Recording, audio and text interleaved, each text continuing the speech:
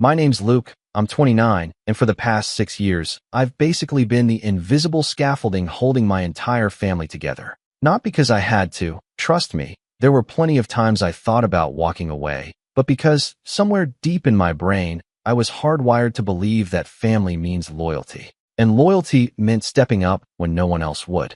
So I did. When Mom lost her job during the pandemic and the bills started piling up, I paid the mortgage. When my sister Emma dropped out of college for the second time and needed just a little more support to figure things out, I covered her rent. When my dad's second business flopped and he refused to get a regular job because he was too proud to wear a name tag, guess who took care of their grocery deliveries every week? Yeah, that was me. All of it. But let me be clear, I never flaunted any of it. I never held it over anyone's head. In fact, I went out of my way to keep things calm. I'd always say, don't worry about it, when they promised to pay me back and never did. I brushed off their little jabs about me being married to my work or not knowing how to relax, because deep down, I thought maybe they were just dealing with stuff. I made excuses for them constantly. That's what you do for people you love, right? You give them grace. I work in IT consulting, freelance, which sounds boring unless you've been in the trenches of late-night server crashes and caffeine-fueled sprints through broken code. I started young, built a solid client base, and by my late 20s, I was pulling in more than enough to live comfortably. I bought a modest apartment outright, kept a decent emergency fund, and only splurged on two things: gear for work and my old convertible I'd been restoring on the weekends. That laptop they borrowed.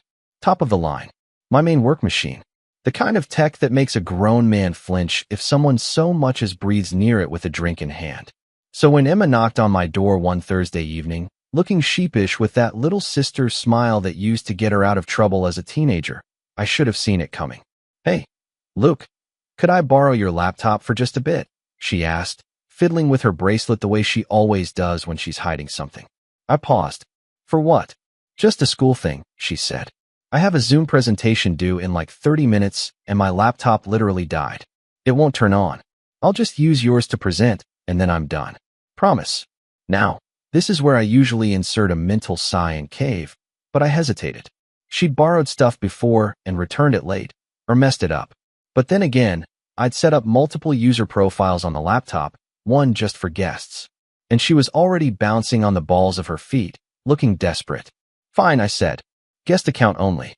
No downloads, no files, no messing with anything. You present, and you bring it right back. I'm serious, Em. That laptop's my life." She nodded like I'd handed her a golden crown. "Of course, duh. Just homework." I handed it over, and she scurried down the hall toward the kitchen, where she said the Wi-Fi signal was better. I poured myself some tea and settled onto the couch, letting my shoulders drop. It had been a long week. I had client meetings early the next morning, and I was planning to finish reviewing a presentation tonight, but I figured I could afford to rest for a bit. 10 minutes passed. Then 15. I glanced toward the kitchen. Quiet. 20 minutes in, I walked past the dining room to grab a snack and noticed something odd. Emma wasn't on Zoom. She wasn't even looking at anything school-related. Instead, she had my laptop slightly angled away from the hallway, her body turned just enough to obscure the screen. But I caught a glimpse before she slammed the lid shut. A Facebook group chat window, with a message still glowing at the top. "Family meeting, let's discuss cutting him off." I stopped mid-step. I didn't say anything. I didn't make a sound. Just stood there, holding my breath, the fridge door still open behind me. My heartbeat went from confused to cold in seconds. Cutting him off. I blinked. Was I reading that right? Emma looked up and froze like a deer in headlights. It's not what it looks like." I didn't say a word. I just stepped forward, took the laptop, and opened it. She didn't even try to stop me. Maybe she knew the jig was up. Maybe she knew that lying would make it worse. The chat was still open. It wasn't just her. It was a group chat with my parents, my own mother, my own father, and a few other family members whose names flickered across the screen like ghosts at a seance I was never invited to. It wasn't just a message. It was a thread. A long one. "Mom, we can't rely on Luke forever. It's making us soft. Dad, he's gotten too comfortable thinking he's the hero. Maybe if we stopped asking for help, he'd learn humility." Emma, exactly. "He acts like he's better than us because he has money. It's toxic." Another cousin. He thinks he's in charge just because he pays for everything. We're enabling him. Then the kicker, the one that felt like someone had sucker punched me in the ribs. Mom again. Let's all get on a call this weekend. No, Luke. We need to discuss a plan to cut him off and move on. Cut him off. Move on. I couldn't feel my hands. I stared at the screen like it might glitch and reveal it was all a mistake. Some cruel joke. Some messed up alternate timeline. But the timestamp was fresh. Minutes ago. I looked at Emma. She looked away.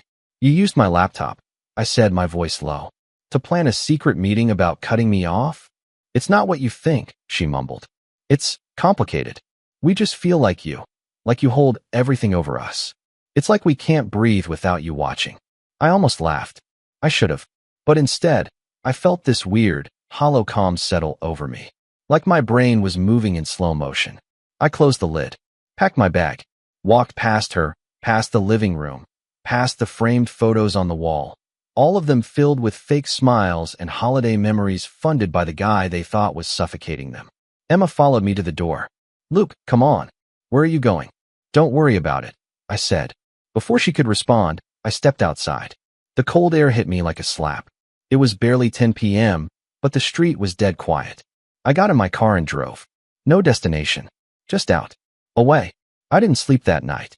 I sat in my apartment, watching the clock tick toward sunrise, reading that chat thread over and over, memorizing the betrayal, feeling it settle in my chest like wet cement. These weren't strangers. These were the people I paid bills for. These were the people I said it's fine to, over and over, while biting my tongue and covering for their mistakes. So I sent one message. A simple one. Good luck handling everything without the person who's been funding you. And then I turned off my phone.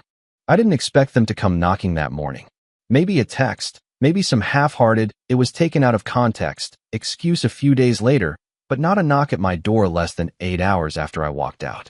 Yet there they were, Emma, Mom, and Dad, standing in the hallway of my apartment complex like they were about to stage an intervention. Except this wasn't about my behavior. This was about theirs. They just didn't know it yet. Emma knocked again. Luke, come on. Just open the door. I didn't move. Please, she added. We need to talk. It's not what you think. I almost laughed. It was exactly what I thought. But eventually, I opened the door.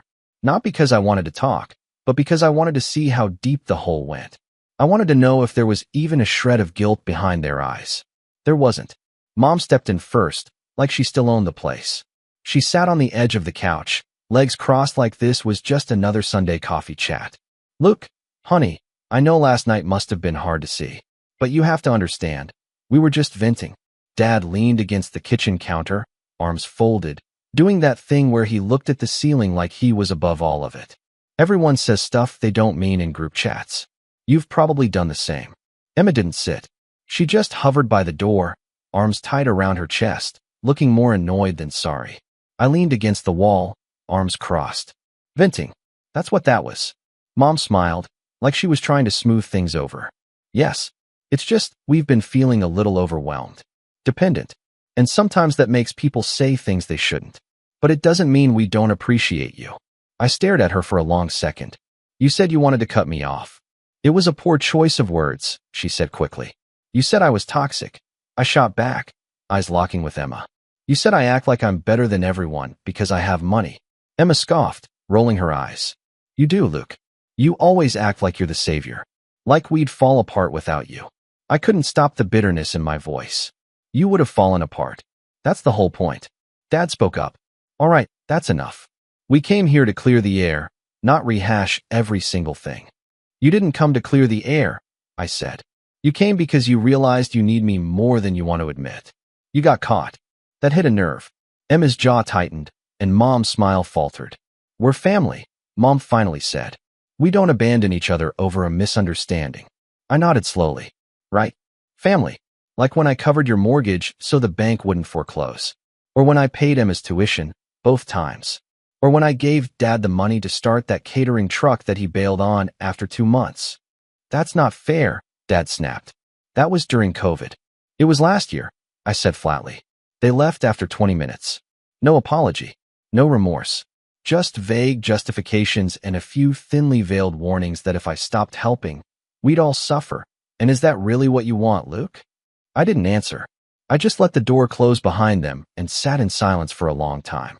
That weekend, things shifted. They stopped reaching out. No texts. No calls. I figured they were giving me the silent treatment, expecting me to come crawling back with an apology for being too sensitive. But I didn't.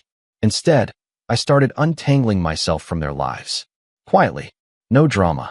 I froze the shared grocery card. Stopped auto-paying mom's utilities. Canceled the emergency backup transfers I'd set up for Emma's rent, since she never paid it on time anyway. I didn't make a grand statement. I just stopped. And then the bills started bouncing. 3 days later, Emma called. I let it ring. She texted after. Emma, did you cancel the rent help? I told you I was short this month. I could get evicted, Luke. Thanks a lot. Me. I'm sure the rest of the family chat has a plan. Ask them. She didn't reply. Mom was next. Mom. Sweetheart, the electric company called. What's going on? Did the auto pay fail? Me. I removed my card. Mom, but we need that. We're already behind this month. Me. You said I was enabling you. I'm trying to help you grow. She didn't text again. Then Dad. Dad, not sure what your problem is, but this petty behavior is childish. If you're going to throw a tantrum, just say it. Me. I'm not the one who needed a secret group chat to vent. I thought that would be the end of it. That maybe they'd figure things out, lean on each other, or, heaven forbid, take responsibility for once. But no.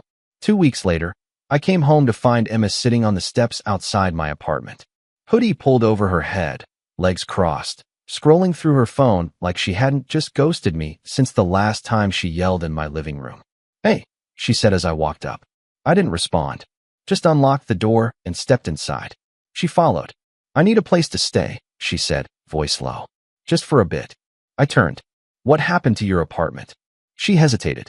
Landlord kicked me out. Said I was 2 months behind. I tried explaining, but he didn't care. Said I should have had someone co-sign. You mean me? I'm just asking for a few nights, she said. Just until I find something else. I stared at her. You mean the way you just needed my laptop for a few minutes? Her jaw clenched. That's not fair. No. What's not fair is footing your bills for 3 years while you trash me behind my back, I said. What's not fair is watching my parents call a meeting to figure out how to cut me off while they still cash the checks I send. Emma didn't speak. She just looked at the floor like a scolded child. You've got other options, I said. Go to Mom and Dad. They're worse off than me, she muttered. Not my problem, I said, and I meant it. I didn't let her stay. For the first time in my life, I shut the door on my sister and didn't feel guilty. But that was the beginning of the unraveling. Over the next month, my family's calls shifted tone. At first, they were angry, accusatory. Then came the guilt tripping. We're struggling, Luke. Family doesn't abandon family. We're not perfect, but we're all we've got. I ignored them. Until one message changed everything. It was from my aunt, the only family member I'd somewhat trusted. She was always neutral. Never asked for money. Never picked sides. Just polite phone calls and holiday cards. So when I saw her name pop up, I hesitated. Aunt Julie, I think you should see this. I'm sorry. Attached was a screenshot. It was another group chat. This time with Emma, Mom, Dad, and, surprisingly, my cousin Liam, who I hadn't spoken to in over a year. Emma, he's cutting us off for good. He won't even let me crash for a few nights. Dad, ungrateful little punk. He's doing this to make us beg. Mom, if he wants to play games, we'll hit back. We still have access to the bank account from when he set up the trust. Emma, wait, are you serious? That's still active. Mom, he probably forgot. He never removed my name. Idiot. Liam, so what's the plan? Mom, we drain it. Teach him a lesson. And just like that, the blood drained from my face. The trust. It was a backup account I set up 2 years ago during tax season. A placeholder for savings while I moved funds between investments. I'd added my mom temporarily to help transfer funds from their joint family account, but I'd forgotten to remove her. That account had nearly $48,000 in it. I logged in immediately. The balance read $6,172. And the last 6 transfers? All within the last 10 days. Rent, car repairs, credit card payments. All labeled with my family's names. I sat there, staring at the screen, hands shaking, rage slowly giving way to something colder. Something deeper. This wasn't just disrespect anymore. This was theft. The next 48 hours were a blur of numb anger and cold, methodical steps. I wasn't just hurt anymore. I was hollow, like something had cracked deep inside me. And instead of bleeding, I just stopped feeling. That trust account was never meant to be touched. It was the financial version of an emergency parachute, something I'd built up over time in case everything went sideways. And now my own family had looted it like a jackpot, laughing about it in some private chat I was never meant to see. But I didn't scream. I didn't call or confront them. I just sat in my apartment, lights dimmed, the only sound being the faint hum of my ceiling fan and the occasional ping from yet another unread message from Mom. Instead, I opened my laptop and started backing up everything. Files, receipts, bank statements, every transaction that linked their names to that account, every message, every invoice I'd paid on their behalf. I organized it into folders, one for each family member. I didn't know what I was going to do with it yet, but I needed the paper trail. I needed proof. I needed to remind myself that this wasn't just betrayal. It was coordinated exploitation. This wasn't a misunderstanding. This was war, and I wasn't about to walk into battle unarmed. The worst part was how calm I felt. No breakdowns. No yelling. Just a quiet clarity I hadn't felt in years. It was a Saturday morning when the weight finally landed on my chest. I woke up around 6 a.m. without an alarm, sat on the edge of the bed, and just stared at the floor. I felt like I was grieving someone who hadn't died. And I guess I was, my family. Or at least, the version of them I'd believed in. It hit me how much of myself I had sacrificed for them. Not just money, time, energy, peace of mind. I'd skipped vacations, turned down higher-paying contracts, postponed personal goals, all to be the reliable one, the fixer, the safety net. And for what? So they could sit around behind my back, complain that I made them feel less than, then rob me blind when I finally drew a boundary? That morning, I realized something terrifying. I didn't have anyone. Not really. No partner. No best friend I regularly confided in. I had work contacts, neighbors, a gym buddy or two. But I'd been so consumed keeping my family's world spinning that I'd neglected to build my own. That was the real rock bottom. Not the money. Not the betrayal. But the loneliness. I didn't eat that day. Couldn't. I opened the fridge and stared at the rows of neat containers and drinks and just closed it again. Instead, I took a walk. For hours. Through side streets and parks and neighborhoods I hadn't been through in years. I let my phone die in my pocket.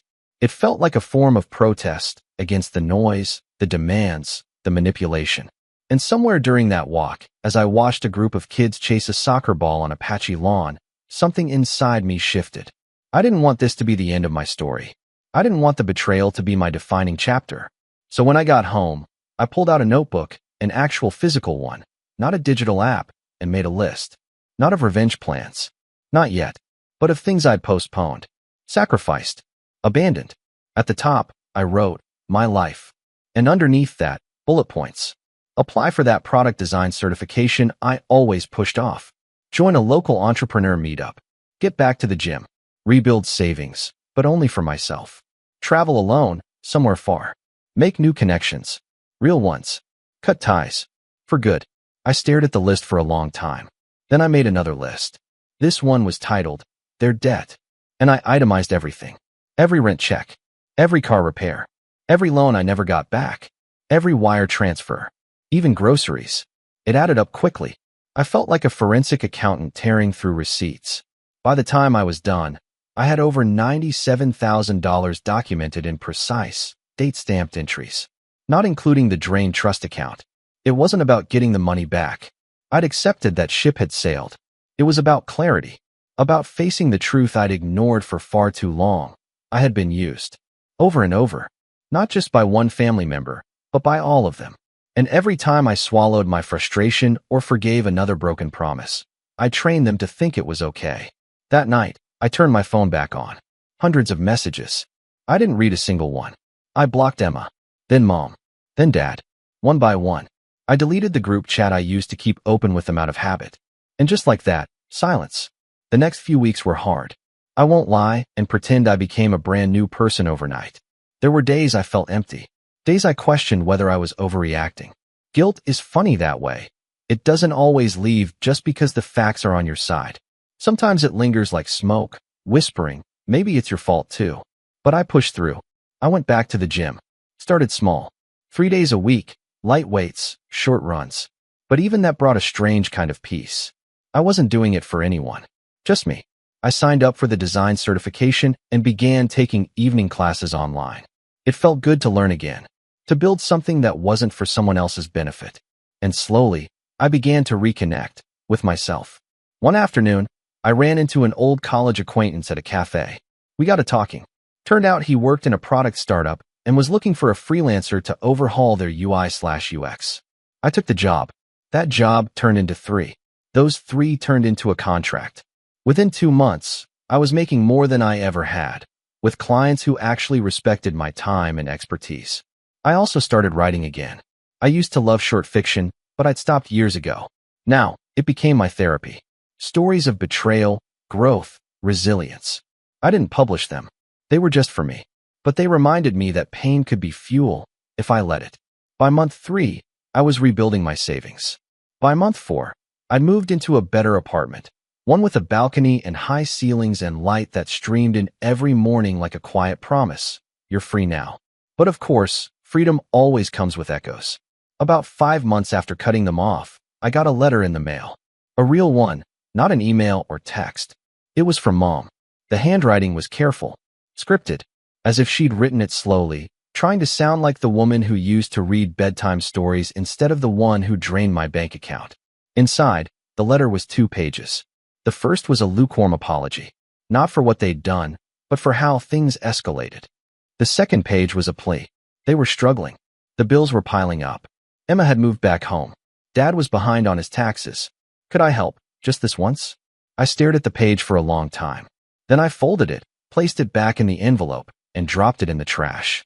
By the time spring rolled around, I'd built a life so cleanly detached from my family that it almost startled me. It was like I had pressed some invisible reset button on everything: relationships, routines, even the way I breathed. My new apartment overlooked the edge of a forest trail, and in the mornings, I'd make coffee and sit by the window just to watch the breeze slide through the trees like the world had finally remembered how to be quiet. That silence became sacred to me. No late-night phone calls about emergencies, no surprise visits, no sudden guilt-tripping texts from Emma. Just space. For the first time in years, my life was mine. But the thing about silence is that it gives you time. And time sharpens things. I never set out for revenge. Not in the dramatic, TV movie sense. But the deeper I got into rebuilding, the more I realized that healing wasn't enough. Not when the people who broke you were still walking around thinking they did nothing wrong. Not when they could turn around and do it to someone else. And especially not when they still had access to things they shouldn't.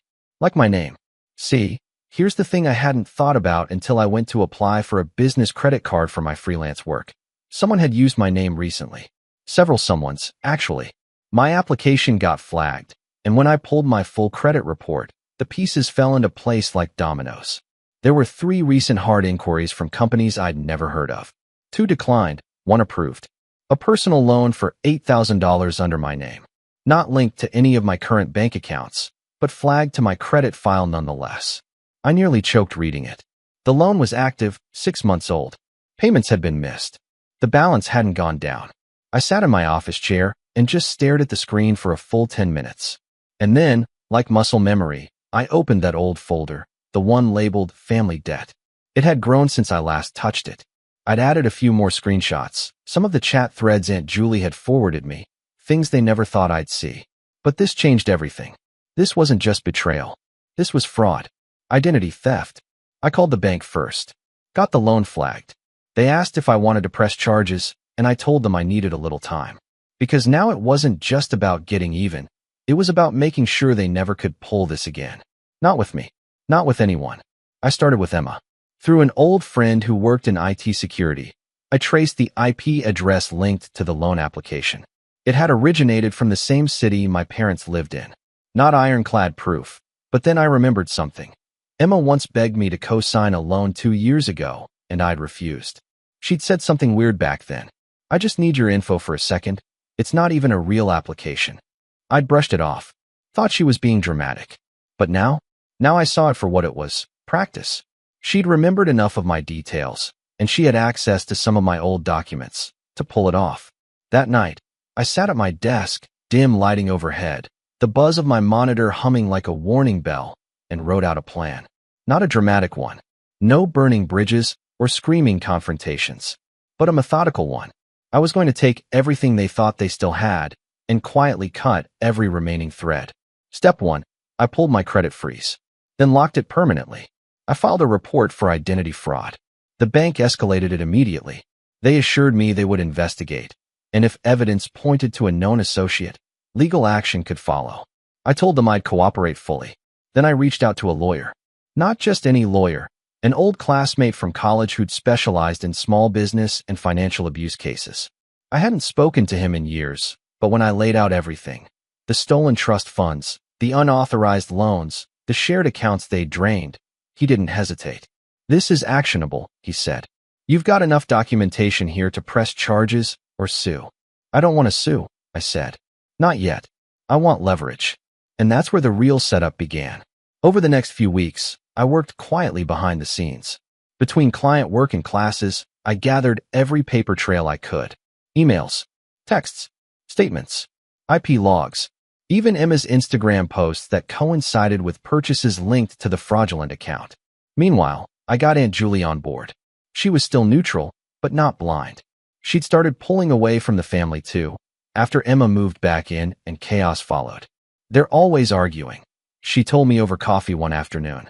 "Your mom treats your dad like a wounded prince and your sister like a child. No one takes responsibility for anything." I asked her if she'd be willing to help. She hesitated. "Depends. Help how?" "I just need someone inside the house," I said. "Someone who can confirm a few things." Quietly, she paused, then nodded. "All right. They've used me enough. Let's see how they like it." Step 2. Reclaim everything that was still mine. I dug through every old shared account and service I'd ever linked them to. My Amazon Prime, my Netflix, my Google Drive. I combed through logins, changed passwords, removed access. It was like exorcising ghosts. Each time I hit remove user, I felt lighter. I also had a few tricks left from my IT work. Little scripts I'd written over the years to automate client access changes. I modified one to scan old file paths and accounts for any leftover permissions. It caught 3. A shared Dropbox folder Dad had used for his failed business. A Google Sheet Emma had access to. And, disturbingly, an email forwarding rule on my old Gmail that sent copies of receipts to Mom's inbox. Gone. All of it. Step 3. Confront, without confronting. I knew my family. Confronting them directly would only invite denial, manipulation, tears. So I sent them each a letter. Physical, typed, and hand-delivered by courier. Each letter was simple, cold, legal in tone. "This letter serves as notice that you are no longer authorized to access any financial accounts, services, or data belonging to me, Luke, last name. You are also hereby informed that your actions have been recorded, documented, and are currently under review for legal escalation in relation to suspected financial fraud and identity theft. Any attempt to contact me regarding this matter outside legal counsel will be considered harassment and responded to accordingly." No emotion, no opening for guilt, just facts. They'd know what it meant. Aunt Julie called me 2 days later, trying not to laugh. "Luke," she said, "your mom is spiraling. She thinks you're sending the FBI after her." I didn't smile. Not really, but something in my chest loosened. Step 4. Close the last door. I booked a meeting with a private mediator. Told him I wanted to dissolve all informal financial agreements with my family and set boundaries in writing, not for negotiation, but for enforcement. He helped me draft a statement I could file if needed, outlining everything I had paid for, everything they had borrowed, and how future contact would require legal intermediaries. The point wasn't just revenge. It was clarity, permanence. I'd spent so many years reacting to their chaos. This was the first time I was proactive. The final piece? I bought a website domain. I wasn't sure why at first. Maybe it was pettiness. Maybe it was therapy. But I started writing everything down, the whole story. Not just what they did, but how I got out, how I rebuilt, how I recovered. I called the site Out of Orbit. A metaphor, I guess, for breaking free from the gravity of people who always pull you back down. I didn't name names, didn't make it traceable, but I wrote with brutal honesty. It was read by a handful at first, then hundreds, then thousands. Emails started pouring in, from strangers, from people who said they'd been through the same thing. Financial abuse. narcissistic parents, sibling betrayal, quietly paying for everyone until they broke. And somewhere in all of it, I found something I hadn't expected: community. I wasn't alone. They thought they'd cut me off, that they'd move on without me. But I was the one who moved on, who leveled up, who stepped out of their shadow. I had been patient, far more patient than my family ever deserved. But the moment for finality arrived in the most unexpected way. It began with a letter, not from them, but from the county assessor's office. A routine notice about a property tax adjustment for the land across from my parents' neighborhood. Oddly enough, my name was included in a batch of property owners notified about upcoming zoning changes. I almost tossed it, until the map caught my eye. Highlighted in pale yellow was a rectangular plot. 5 acres. My parents' rental home, where they'd lived for years, sat on that land. Only, according to the attached list of owners, it didn't belong to their landlord anymore. It belonged to a holding company, and that holding company belonged to me. It took me a full minute to process it. Then it hit me. This was the land deal my ex-client had offered me months earlier. The one where he wanted to unload several distressed property lots at a discount. I'd purchased them quietly through an LLC during a phase of rebuilding, not knowing the exact locations, just that they were solid long-term investments. Turns out one of those plots was the land under my family's home. For the first time in a long time, something aligned in the universe for me, not against me. I sat back, staring at the ownership record, and realized the opportunity fate had placed neatly into my hands. This wasn't petty revenge. This was the cleanest, coldest closure imaginable. I wasn't going to evict them with cruelty. I wasn't going to leave them homeless on the street. I wasn't going to scream or lecture or force apologies they'd never mean. I was going to give them the one thing they'd never given me. A choice, a line in the sand, a final moment to face the truth. But first, I had to understand exactly what situation they were in. And for that, I needed Aunt Julie. She met me for coffee the next morning, her expression already weary as she sat down. "Luke, you're not going to believe what's happening at the house." "Oh, I believe it," I said, sliding the assessor's notice across the table. She blinked, then blinked again. "Oh my goodness, this is your company? You own the land." I nodded slowly. "I didn't know. Not until now." She sat back, exhaling. "Well, this changes everything." "What do you mean?" Her voice dropped to a hush. "Your parents are about 6 months behind on rent. The landlord was threatening eviction before he sold the land. He didn't warn them. They're scrambling. Emma's working part-time at a boutique, but they still can't catch up. They were hoping," she hesitated, "hoping you'd help again." I almost laughed. Not from joy, but from the bitter irony of it all. I wasn't cruel. I wasn't vindictive. But they had taken everything from me: money, trust, peace, while convincing themselves I was the problem. They'd stolen my funds, used my name, plotted to cut me off while draining me dry. They wanted to live without me? Fine. I would simply give them what they wanted, permanently. The plan unfolded slowly, meticulously, like threading a needle through every frayed part of my past. First, I contacted my lawyer. He handled the legal communication with my LLC, updated the land records, and prepared a notice for future tenants. Professional, neutral, courteous. Then I drove to their neighborhood. For the first time in almost a year. Not to confront them. Not to scream. Just to see. The house looked smaller than I remembered. Weathered. The yard unkempt. A curtain hung crooked in one window. The reality of their financial situation showed on the exterior like bruises. I sat in my car for a long time, engine off, watching the front porch where I'd spent countless summers, fixing things Dad didn't want to fix, carrying groceries Mom insisted she needed, helping Emma study when she claimed she couldn't focus alone. It felt like watching an old life through glass. Then I drove away. The next step required precision. My lawyer delivered a formal notice to my parents and Emma. Clear, firm, and perfectly legal. The property was under new ownership. Outstanding balances needed to be addressed, and the new owner offered 2 options. Pay the total back rent within 60 days and sign a new lease at a reduced rate, if they committed to financial stability. Vacate the property within 90 days, penalty-free, with relocation assistance of $3,000 if acknowledged in writing. Both options were fair, humane, ethical. The notice did not reveal my name. I wasn't doing this to gloat. I was doing this to give them an exit without stripping their dignity. while also making it clear that the era of exploiting me had ended. Predictably, the storm arrived 3 days later. My phone lit up with a sudden barrage of messages. But they didn't come to my personal number. They came to the email I'd set up months ago for legal communication only. First Mom, then Dad, then Emma. The messages were frantic, accusatory, full of disbelief. Mom, this is unfair. The new owner must be cruel or heartless. We need more time. Dad, we were lied to. The old landlord tricked us. Someone is trying to force us out. Emma, this is ridiculous. Can you help? Please, just this once. I stared at the screen, the words blurring into one long plea. They didn't know. Not yet. Not until I replied. I wrote one email. Short, calm, unemotional. Asterisk option 1 or option 2. There is no option 3. Property owner LLC asterisk. 2 days passed. They chose option 2. They couldn't afford the back rent. They didn't fight it further. But then came something I wasn't expecting. A letter. From Emma. Handwritten.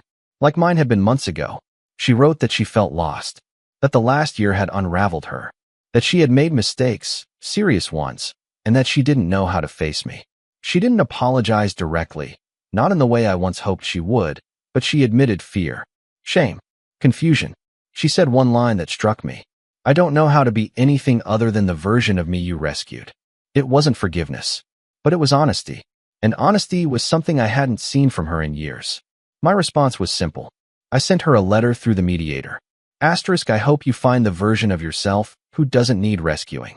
Take care of yourself. Luke asterisk. No anger. No cruelty. Just distance. As moving day approached, Aunt Julie kept me updated quietly.